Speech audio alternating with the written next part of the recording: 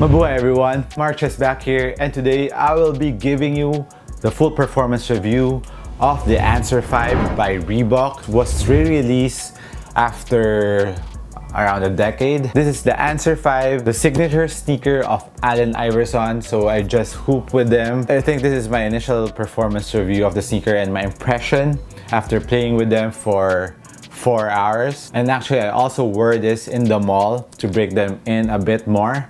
And here's my thoughts on the sneakers. So if you want to watch about the details of the Answer 5, please watch my unboxing video. I'll put the link up here. For now, this is more on performance. So let's touch up with the upper of the Answer 5. It's made out of a very buttery leather and it didn't need any break-in time. I walked with this in the mall. The leather is really soft. It's very premium looking, and there's also patent leather in the toe area for additional support. But as for the whole body of the Answer 5, I mean, that's the best part of the sneaker. I really like the leather that they use in this. It's one of the best leathers that I ever felt in a sneaker. How soft is that? I mean, man, that's nice.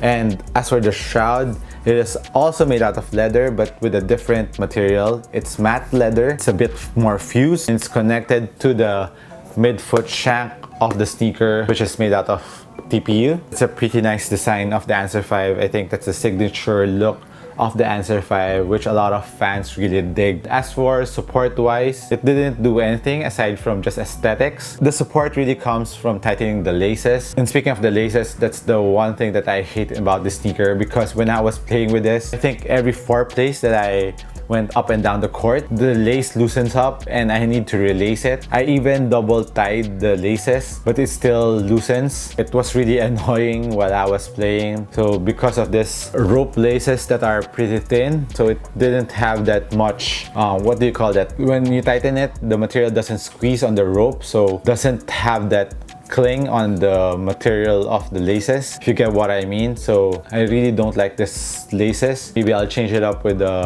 more textile rope laces, because the shape of the laces here is round, so maybe I can put a flat lace that would, I think, fix that problem. But with this laces, man, I really hate it. One thing that I really hate while playing is you have to relace your sneaker every now and then. So that's a thing to note about this. But for casual wear, you won't have that problem because you won't put that much force running down the court. You're just walking around. But for aesthetic wise, this looks nicer compared to, of course, the flat laces. And now moving on to the support of the sneaker, going to the back part, the heel support, heel containment is pretty nice. There's enough Achilles pillows. That's not that thick, but for heel containment or heel lockdown, it's okay. It's not like the other newer performance basketball sneakers that have really gnarly Achilles pillows. And for the heel lockdown in those sneakers are really great, but this one is just okay.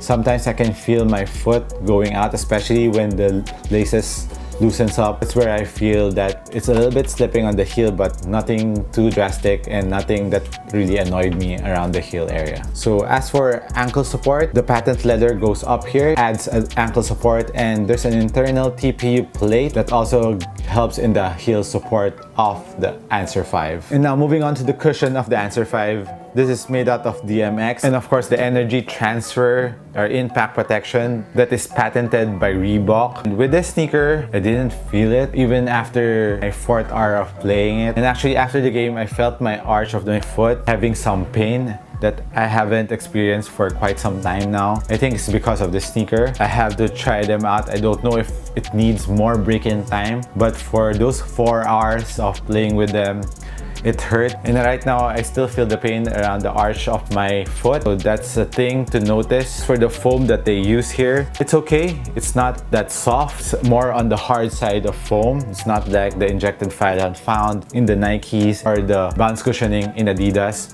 It's harder, so take note of that. Now moving on to the traction. When I tried playing with them last week, it was raining. The floor was really moist and I didn't want to risk it because it was a semi-finals game. I didn't want to risk that, so changed it up to my KDs there. For my experience on that floor, it was slipping, it wasn't really gripping, but when I played last Tuesday with this one. The court was clean and it didn't rain. The traction was pretty good. There's no squeak, but I was gripping the floor quite nicely. Nothing too great. So for the traction, I would just give it a good. I don't think this is a very dependable traction, especially on different kinds of court condition, especially here in Manila. So as for the sizing of the Answer 5, go half a size down if you're a regular footer. For wide footers, go true to your size because there's a bit more toe space in the forefoot of the Answer 5, so you're pretty safe there. And for the weight of the Answer 5, it's 525 grams. So